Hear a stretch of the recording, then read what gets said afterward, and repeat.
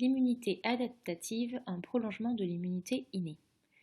L'immunité innée est présente chez tous les êtres vivants, mais chez les vertébrés, une réponse immunitaire plus spécifiquement dirigée contre le pathogène et dotée d'une mémoire s'est développée, l'immunité adaptative. Nous allons voir tout d'abord une présentation des cellules effectrices. Il s'agit des lymphocytes, c'est-à-dire des cellules spécialisées qui font partie des globules blancs. Les lymphocytes se classent en deux groupes. Tout d'abord, les lymphocytes B, appelés aussi LB. Ils sont impliqués dans la défense du milieu extracellulaire, c'est-à-dire à l'extérieur des cellules, et s'attaquent aux pathogènes qui circulent librement. Ils permettent donc ce qu'on appelle l'immunité adaptative humorale. Ensuite, nous avons les lymphocytes T, dans lesquels se trouvent deux classes. Ces deux classes se distinguent grâce à leurs protéines membranaires, les LT4 qui possèdent ce qu'on appelle des CD4 et les LT8 qui possèdent des CD8. Les LT4 optimisent la production des LB et des LT8. Quant aux LT8, ils sont impliqués dans la défense du milieu intracellulaire, c'est-à-dire à l'intérieur des cellules. Ils permettent ce qu'on appelle l'immunité adaptative cellulaire. Quel que soit l'antigène, c'est-à-dire qu'il circule librement dans le sang ou qu'il soit inséré dans les cellules, la réponse adaptative n'apparaît qu'après une reconnaissance spécifique de l'antigène par des lymphocytes naïfs et par la production de lymphocytes effecteurs adaptés pour le combattre. La reconnaissance des antigènes va s'effectuer grâce à des récepteurs membranaires des lymphocytes. Chaque lymphocyte ne peut reconnaître qu'un seul antigène, car tous ces récepteurs sont strictement identiques. On dit qu'il est spécifique d'un antigène. Alors pour les LB, les récepteurs sont appelés BCR pour récepteurs des cellules B, et chaque récepteur est constitué d'un anticorps, et ils reconnaissent directement l'antigène par complémentarité de forme. Il est à noter que les lymphocytes B ne reconnaissent que des antigènes qui sont circulants. Maintenant, dans le cas des LT, que ce soit des LT4 ou des LT8, c'est le même principe, sauf que le LT4 va posséder des CD4 et le LT8 va posséder des CD8. Donc pour les lymphocytes T, ils reconnaissent l'antigène que s'il a été préalablement incorporé par une cellule, qu'on va appeler cellule présentatrice d'antigène. Et les CPA sont souvent des cellules dendritiques ou des macrophages qui exposent des fragments grâce à des molécules qu'on appelle molécules du CMH, c'est-à-dire complexe majeur d'histocompatibilité. On voit ici sur le schéma le TCR qui s'accroche à l'antigène, lui-même relié au CMH de la cellule présentatrice d'antigène. Donc dans le cas des lymphocytes T, ils ne reconnaissent que les antigènes s'ils ont été dans une cellule au préalable. Ça c'est très important, et les lymphocytes B, comme on a dit, ils ne reconnaissent que des antigènes qui sont circulants. Alors si on récapitule ce qu'on a vu jusqu'à présent, en haut du schéma, on a vu que pour l'immunité humorale, c'était les lymphocytes B qui jouaient un rôle. Pour l'immunité à médiation cellulaire, on a vu que c'était les lymphocytes T8. Et pour le contrôle des immunités à la fois humorales et cellulaires, on a vu que c'était les lymphocytes T4. Dans les trois cas, il va y avoir un ensemble de phases. D'abord, une reconnaissance de l'antigène et une sélection clonale. Ensuite, l'activation des lymphocytes qui ont été sélectionnés préalablement. Puis la multiplication des lymphocytes par mitose, ceux qui ont été activés uniquement. Ensuite, une différenciation des lymphocytes en lymphocytes actifs et en lymphocytes mémoire, que ce soit pour les LB, les LT4 ou les LT8. Et ensuite, une phase effectrice. Donc gardez bien ce schéma en mémoire. Maintenant, on va voir chaque étape et on va commencer par l'immunité à médiation humorale. Nous avons vu précédemment que la réaction immunitaire à médiation humorale permet de s'attaquer aux pathogènes se déplaçant ou se multipliant entre les cellules de l'organisme infecté. C'est le cas par exemple du tétanos ou du choléra. Elle fait intervenir les LB et les LT4. Alors tout d'abord, il va y avoir une identification de l'antigène agresseur qui va être opérée par les lymphocytes B. Les lymphocytes B reconnaissent directement les antigènes grâce à leur BCR et ils les rencontrent dans les ganglions lymphatiques. Tous les anticorps membranaires d'un LB sont identiques. Seuls ceux qui possèdent les anticorps spécifiques de l'antigène vont être sélectionnés. C'est ce qu'on appelle la sélection clonale. Une fois la reconnaissance effectuée, les LB adaptés uniquement reçoivent à distance des interleukines 2, c'est-à-dire des messagers chimiques émis par les lymphocytes T4 auxiliaires qui ont été mises en alerte. Les lymphocytes B vont alors se multiplier par mitose, puis se différencier. Une partie formera les lymphocytes B mémoire, des cellules à longue durée de vie, tandis qu'une autre partie formera les plasmocytes, c'est-à-dire des LB producteurs d'anticorps adaptés à l'antigène. Ces anticorps sont libérés dans le sang en grande quantité. Un plasmocyte produit environ 2000 anticorps par seconde. C'est ce qu'on appelle la phase effectrice. Les anticorps, ou immunoglobulines, sont des glycoprotéines constituées de 4 chaînes protéiques, comme nous le voyons ici. 2 chaînes lourdes, identiques, et 2 chaînes légères, identiques aussi, chacune possédant un domaine constant et un domaine variable. Les anticorps sont capables de reconnaître et de se fixer sur des molécules solubles et insolubles, comme par exemple les virus, et ils peuvent fixer 2 antigènes chacun. Sachant que chaque antigène peut porter plusieurs épitopes, il peut être reconnu par plusieurs anticorps. Il peut alors se former des réseaux d'anticorps antigènes liés, et c'est ce qu'on va appeler les complexes immuns. Lorsque plusieurs anticorps se fixent sur des molécules solubles, comme par exemple les toxines, le complexe immun devient insoluble et précipite. Lorsque plusieurs anticorps se fixent sur des cellules, ils forment un amas de cellules et on parle alors d'agglutination. Précipitation et agglutination sont détectables en laboratoire pour détecter la présence d'un antigène ou d'un anticorps chez un patient. C'est le cas du test d'Ouchterlony que nous voyons ici. Il s'agit d'une double immunodiffusion où l'anticorps et l'antigène vont finir par se rencontrer et former un arc de précipitation. Un arc de précipitation signifie qu'il y a formation d'un complexe immun antigène-anticorps, c'est-à-dire qu'il y a une complémentarité entre un antigène et un anticorps. On dit qu'ils se sont associés et qu'il y a eu une réaction immunologique entre les deux. D'autres tests peuvent être faits en laboratoire comme le test ELISA. Il s'agit d'un dosage d'immunoabsorption lié à une enzyme. On commence par fixer dans une cupule un antigène et ensuite on lui présente des anticorps. Si les anticorps sont compatibles, ils vont venir se fixer à l'antigène.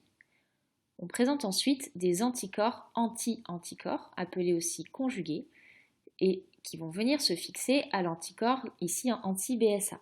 Cet anticorps anti-anticorps est conjugué à une enzyme, ici la peroxydase, et quand on va rajouter un substrat, celui-ci va pouvoir changer de couleur. Le test est alors positif. Dans le cas d'un test négatif, les anticorps ne sont pas compatibles à l'antigène. Donc ils ne vont pas venir se fixer, et lorsqu'il va y avoir un lavage, il va ensuite y avoir présentation des anticorps anti-anticorps qui ne pourront pas se fixer non plus. Lorsqu'on présentera le substrat, celui-ci ne pourra pas changer de couleur puisque l'enzyme ne sera pas présent, et du coup on dit que le test est négatif, c'est-à-dire qu'il n'y avait pas les anticorps présents dans le corps du patient. Revenons à présent au rôle des anticorps. Donc les anticorps peuvent agir contre toutes les agressions extracellulaires. Des virus par exemple n'ayant pas encore infecté une cellule, des bactéries et des parasites extracellulaires, des toxines, etc. La formation de complexes immuns et d'amas cellulaires aboutit à l'élimination des agresseurs par 2 biais. Première façon, le blocage de l'action des toxines et des virus. En fait, le virus va être neutralisé et il ne pourra plus venir infecter de cellules cibles. Deuxième façon, l'activation de la phagocytose. Une fois que les anticorps se sont fixés sur les antigènes, ils vont pouvoir être reconnus par des phagocytes qui vont ensuite phagocyter la totalité du complexe antigène-anticorps.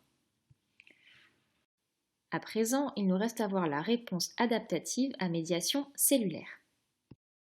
Cette réaction immunitaire permet de s'attaquer aux pathogènes se déplaçant ou se multipliant à l'intérieur des cellules de l'organisme infecté. Elle s'attaque également aux cellules cancéreuses. Cette réaction immunitaire fait intervenir les LT8 et les LT4 et se traduit par la destruction de cellules infectées ou de cellules cancéreuses. Dans le cas de la grippe, par exemple, le virus est dit endocellulaire. Il va se multiplier à l'intérieur des cellules, franchir sa membrane, pénétrer dans le cytoplasme, se multiplier et se propager dans le corps. La cellule infectée présente alors sur sa membrane des éléments de l'antigène qui l'a contaminée et la cellule est alors considérée comme étrangère à l'organisme. Contre ces antigènes se logeant dans les cellules, la réponse est donc à médiation cellulaire. Tout commence lors de la réaction inflammatoire. On avait déjà vu qu'à ce moment-là, certaines cellules immunitaires qui sont rentrées en contact avec l'antigène peuvent capter leur identité et la présenter à leur surface. Ces cellules devenues présentatrices d'antigènes, ou CPA, vont migrer dans les ganglions lymphatiques pour rencontrer les LT4 et les LT8. Alors, elle va commencer par présenter le peptide au lymphocyte T4, et seuls ceux qui possèdent les TCR, donc les récepteurs compatibles, vont pouvoir être sélectionnés. C'est la phase de sélection clonale. Ensuite, une fois la reconnaissance effectuée, les LT4 adaptés vont s'activer, donc c'est l'activation des lymphocytes sélectionnés, et vont ensuite proliférer par mitose. C'est donc la phase de multiplication. Ce sont les LT4 qui sont la véritable plaque tournante de la réaction immunitaire. Ceux que nous avons commencé à voir tout à l'heure en fait. Et certains des clones deviennent des LT4 mémoire, et les autres deviennent des LT4 helper ou auxiliaires. Donc c'est la différenciation des lymphocytes. Ce sont eux qui sont capables de fabriquer et de sécréter l'interleukine 2 qu'on a commencé à voir tout à l'heure. C'est elle, l'interleukine 2, qui va déclencher la réaction des autres lymphocytes, donc les B et les lymphocytes T8. C'est ce qui correspond à la phase effectrice. Pour les lymphocytes T8 spécifiques des antigènes, ils ont, comme les LT4, été sélectionnés et activés. Grâce à l'interleukine, ils vont pouvoir subir à leur tour les phases de multiplication par mitose, puis de différenciation, cette fois-ci en LT8 mémoire et en LT cytotoxique. Patrouillant dans l'organisme, ils sont maintenant capables de reconnaître puis de détruire les cellules infectées. Les LT cytotoxiques, appelés aussi LTC, circulent dans le corps jusqu'à reconnaître à la surface d'une cellule infectée ou cancéreuse l'antigène auquel ils sont spécifiques. Cet antigène est fixé sur une molécule de CMH. Donc la reconnaissance va entraîner ensuite la fixation du LTC sur la cellule cible infectée ou cancéreuse et la libération de molécules toxiques contenues dans des vésicules du LTC. Il y a alors deux possibilités. Des perforines vont venir s'intégrer dans la membrane plasmique de la cellule cible, créant alors des pores dans cette membrane, et ce phénomène va aboutir à une entrée massive d'eau jusqu'à faire exploser la cellule. Autre possibilité, des molécules de granzymes, c'est-à-dire des enzymes qui détruisent des protéines, peuvent également être envoyées dans la cellule cible et déclencher une mort cellulaire programmée. Ces molécules toxiques aboutissent à la destruction des cellules infectées reconnues par le LTC. On peut à présent se poser une question importante. Nous savons qu'il existe 25 000 gènes dans le génome humain environ, et la capacité de production de diversité de récepteurs BCR et TCR est quasiment infinie. Donc déjà, comment générer une quasi-infinité de protéines différentes à partir d'un nombre fini de gènes? Et autre problème, la grande diversité des lymphocytes devrait entraîner une attaque du soi. Et en fait, ce n'est pas le cas dans le cas normal. Il n'y a pas de maladie auto-immune. Donc, comment ce phénomène est-il possible? Alors, on rappelle que tous les lymphocytes sont produits dans la moelle osseuse. Certains migrent dans le thymus, où ils deviendront des lymphocytes T, et ils vont exprimer à leur surface des récepteurs TCR. D'autres restent dans la moelle osseuse, où ils deviendront des lymphocytes B, et exprimeront à leur surface des récepteurs BCR. Le système immunitaire produit en permanence des millions de lymphocytes différents, chacun portant un ensemble de récepteurs membranaires identiques, mais différents pour chaque lymphocyte. Pour comprendre ce phénomène, il faut revoir ce qu'il se passe au niveau des gènes. En fait, la variété de lymphocytes, et donc de récepteurs membranaires produits, est possible grâce à des mécanismes génétiques complexes. En fait, dans les cellules souches des lymphocytes, donc des lymphocytes B comme des lymphocytes T, il n'y a pas de gène fonctionnel pour les récepteurs membranaires, que ce soit pour les anticorps ou pour les récepteurs T. Il y a en fait un gène qui est morcelé et qui est non fonctionnel. Le gène est formé de très nombreux segments différents les uns des autres, et au cours de la maturation des lymphocytes, il va y avoir une combinaison d'un petit nombre de ces segments qui va conduire à un gène fonctionnel. Après formation de l'ARN messager, il va y avoir un épissage alternatif avant d'aboutir à un ARN messager mature, puis à la traduction en chaîne lourde ou en chaîne légère, par exemple, s'il s'agit d'un anticorps. Sachant que la combinaison des fragments de gènes est totalement aléatoire et que les chaînes lourdes et les chaînes légères vont s'associer de façon aléatoire et qu'en plus il y a des mutations qui affectent régulièrement les parties de gènes de chaînes codant les régions variables, c'est comme ça qu'on explique que d'un lymphocyte à un autre, on va se retrouver avec des récepteurs différents, pouvant atteindre 10 puissance 7 types de récepteurs différents. Ainsi, avant tout contact avec un antigène, l'organisme possède des millions de lymphocytes et donc de récepteurs BCR et TCR différents. À eux tous, ils sont censés pouvoir reconnaître toutes les molécules antigéniques possibles.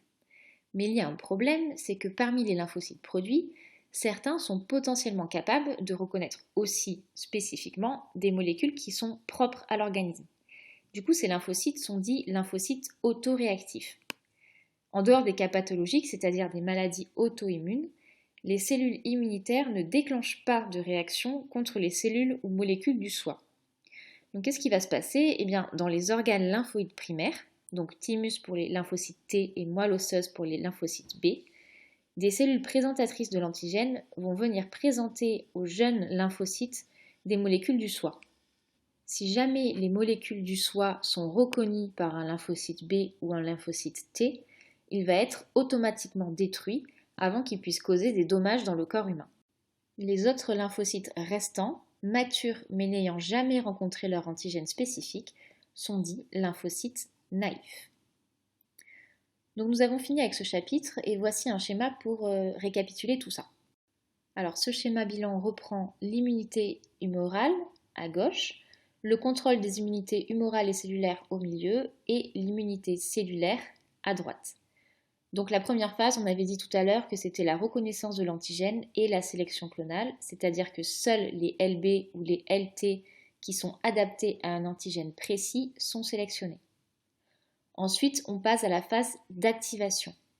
Donc la phase d'activation, elle va se produire d'abord pour les LT4, puisque c'est grâce au LT4, à l'activation, la multiplication, la différenciation, puis la phase effectrice des LT4, qu'on va pouvoir avoir multiplication, différenciation et phase effectrice des LB et des LT8. C'est grâce à la sécrétion des interleukines 2 qu'on va avoir multiplication et différenciation des LB et des LT. En fait, il faut imaginer que les LT4 constituent une sécurité qui évite qu'un LB ou un LT8 se lance tout seul dans une action sans qu'il y ait véritablement nécessité d'une réponse immunitaire. Donc ensuite, une fois que les LB et les LT sont multipliés puis différenciés, on va pouvoir passer à la phase effectrice, soit avec production d'anticorps, dans le cas des LB, donc on est dans la médiation humorale, soit directement avec une destruction des cellules qui sont infectées, et on est dans la médiation cellulaire. Voilà, nous avons fini avec ce chapitre et je vous remercie de votre attention.